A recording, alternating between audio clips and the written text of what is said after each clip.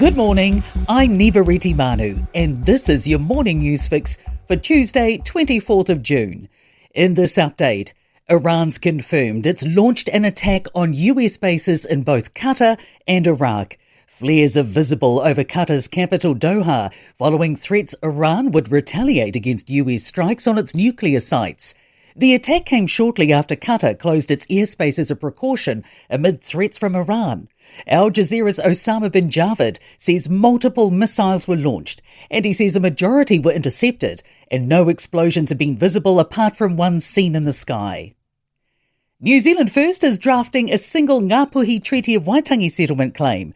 Treaty Negotiations Minister Paul Goldsmith has confirmed the government would prefer a single commercial settlement with the iwi, but is open to smaller groupings. It's after debate over a clause in an initial deed for East Coast iwi, Te Whānau a Apanui, stating the iwi and Crown agreed to disagree on who held sovereignty. New Zealand First MP Shane Jones says any bill he creates will state there's no separate Ngāpuhi iwi sovereignty. A growing gap between insurance prices in Wellington and other parts of the country. Latest data from insurance comparison website Quashed shows the average Wellington home insurance quote is now 54% more than in Auckland and 40% more than in Canterbury. Add on contents and car insurance, Wellingtonians are being quoted 58% more than in Auckland and 43% more than in Christchurch. Quash Chief Executive Justin Lim says the average Wellington household is now paying about 40% more than the average Kiwi household. Definitely a pocket in Wellington where premiums continue to go up. Insurers are charging more for areas they deem a lot riskier. The uptake of New Zealand's golden visa schemes exceeding expectations. Since April, Immigration New Zealand's received 189 active Investor Plus applications, a visa which makes it easier to gain residency via investment. Immigration Minister Erica Stanford says there were just 116 applications over more than 2.5 years under previous settings.